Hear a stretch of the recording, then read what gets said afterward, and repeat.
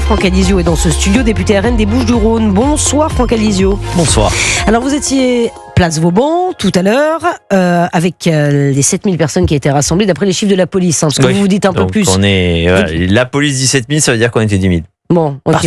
Vous dites 10 000. Bon, d'accord. Parce que vous estimez pourquoi vous estimez que les policiers donnent des chiffres inférieurs à la vérité? C'est toujours pareil. La police a toujours tendance à minimiser un tout petit peu. Je sais pas si elle minimise, elle a des méthodes de calcul en tout cas. On n'est pas comme la CGT, on n'a pas dit 20 000. Voilà, Oui. Non, généralement la CGT c'est 100 000 de plus que la réalité.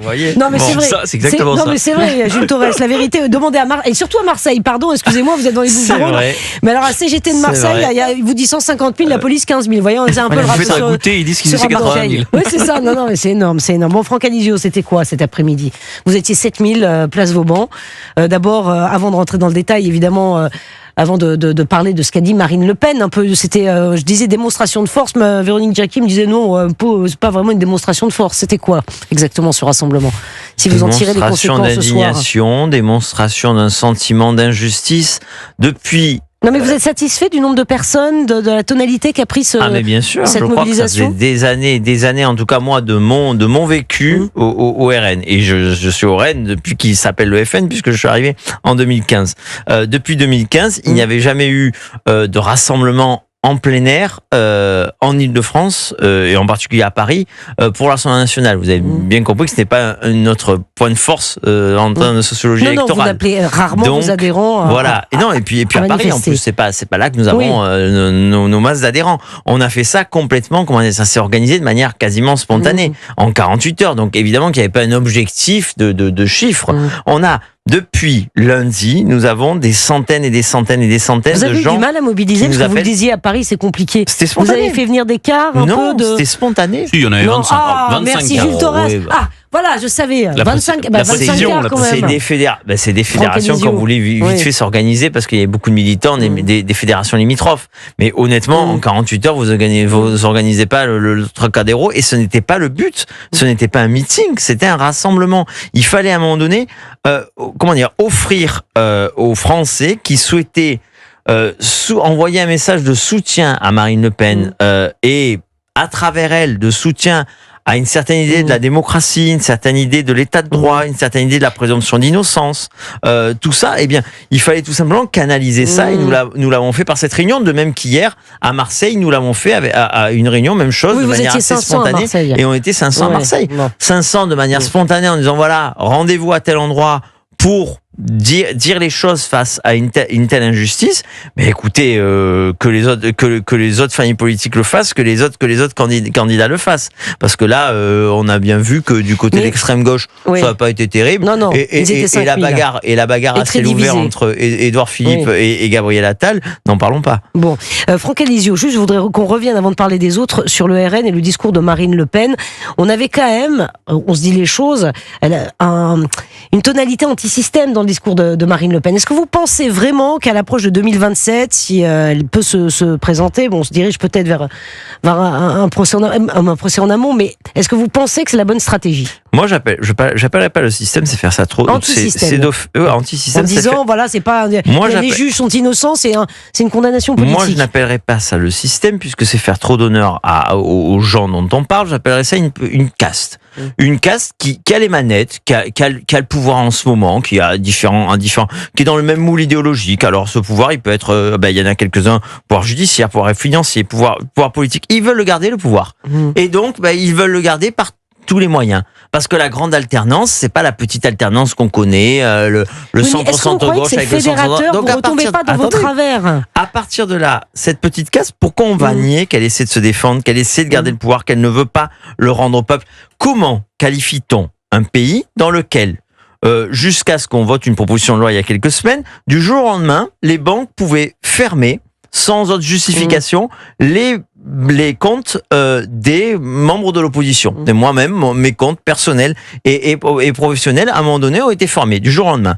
Comment on qualifie un pays où une chaîne de la TNT, parce qu'elle plaît pas à cette petite caste, du jour au lendemain peut être fermée? Comment on qualifie un pays où les banques n'osent plus toujours pareil, pour pas déplaire à la petite caste, n'ose plus financer l'opposition. Et comment qualifie-t-on un pays dans lequel la favorite d'une élection et la leader de l'opposition peut se faire interdire de se présenter à la présidentielle? Eh bien, moi, je considère qu'il y a une petite caste. Cette petite caste est un danger pour la démocratie. Qu'elle menace la démocratie. J'entends, et on a bien compris ce qu'a dit Marine Le Pen. C'est pas revenir sur un discours anti-système. C'est pas cette dénonciation, on l'a toujours fait en continuera le Rassemblement national. Je vous pose la question parce que je pense que 2027 s'approche. Effectivement, c'est compliqué. Non, mais c'est d'accord, c'est compliqué au niveau du Rassemblement national. Bien sûr, est-ce que vous avez un plan B? On en reparlera tout à l'heure. Il n'y a rien de compliqué. Quand on voit les sondages, beaucoup aimeraient nos sondages. Bien sûr, mais si Marine Le Pen ne peut pas se présenter, et si Marine Le Pen ne peut pas se présenter, ça peut arriver, ça. Eh bien, on verra bien. Pour l'instant, on a un binôme qui fonctionne depuis des années. Ce binôme aujourd'hui, il n'est pas remis en cause par cette décision, puisque Marine Le Pen est toujours présidente de notre groupe, est toujours députée, est toujours leader naturel de notre famille politique, et de l'autre côté, Jordan est toujours président du parti. Donc ce serait Jordan Bardella qui serait candidat pour 2027 pour le RN. Vous savez très bien qu'il y aura un congrès en octobre 2026, et ce congrès désignera à la fois à nouveau le président de notre parti et le ou la candidate. C'est vrai ça. C'est un peu court. Le ou la candidate. Et je continue à souhaiter, à espérer et à croire profondément que ce sera Marine Le Pen, notre candidate. Voilà. Bien sûr. Et si ce n'est pas Marine Le Pen, eh bien les adhérents trancheront.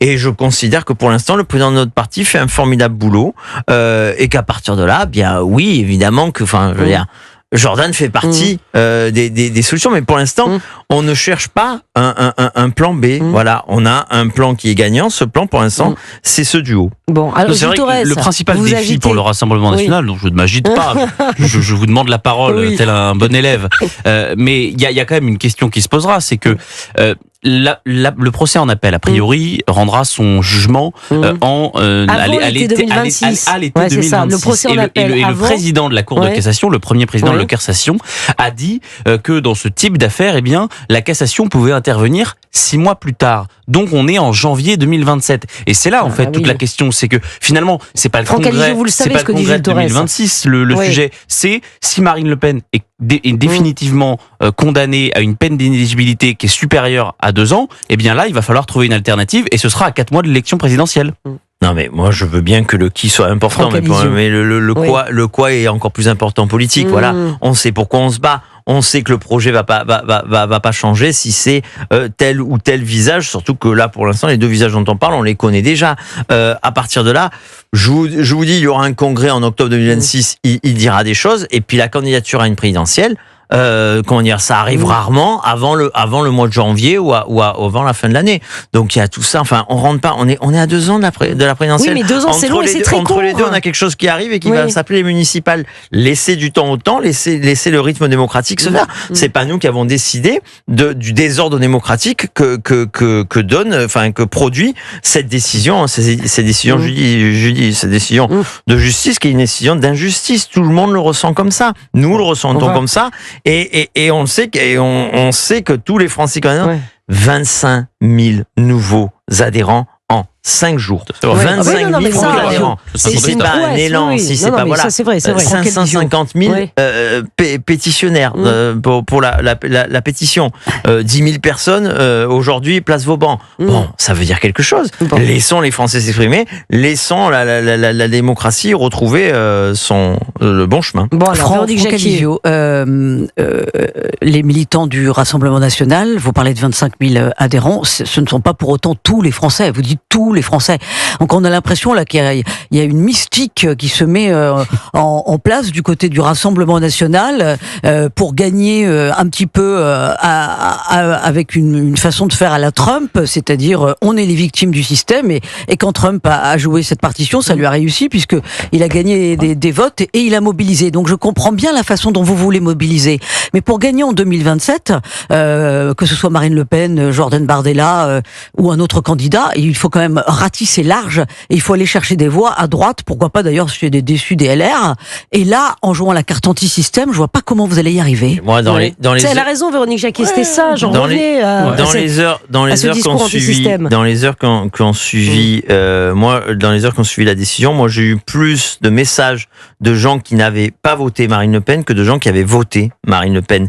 Et puis oui, il faut arriver à une majorité de Français. Mais vous pensez que les électeurs de droite, là, dont on parle, qui ont été victimes de ça en 2017 avec François Fillon, qui voient Nicolas Sarkozy victime d'acharnement judiciaire, vous pensez pas qu'ils pensent la même chose que nous et qu'ils disent maintenant c'est à Marine Le Pen qu'ils le font? Donc ils pensent, oui, mais vous pouvez pas faire campagne souligner ce sentiment d'injustice, mettre en avant ce sentiment d'injustice. Eh bien, c'est une manière aussi. Enfin, je pense qu'ils se retrouvent dans ce discours. C'est pas un discours anti-système, c'est un discours où à un moment donné, je suis d'accord, mais on ne peut pas parler que de ça. Qui, idéologiquement et de gauche se vit dans l'entre-soi, dans une espèce de socialo-macronisme. Eh bien oui, il y a des gens qui sont écartés de ce système et qui pensent pas pareil et qui veulent une véritable alternance. Eh bien, je pense qu'on peut être à la fois un parti populaire qui dit les choses, qui dénonce une caste, et pour autant un parti de gouvernement et d'alternance. Oui, l'alternance, ça ne sera pas avec le centre-centre droit et le centre-centre gauche ad vitam aeternam. Bon. Sinon, on garde Macron, on le réélit et on le garde à vie. Mais oui, d'accord. Non, mais bon. C'est pas à un moment donné.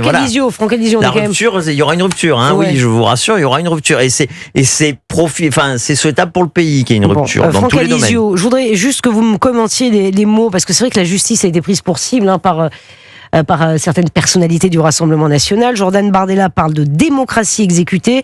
Jean-Philippe Tanguy parle d'un carteron de procureur.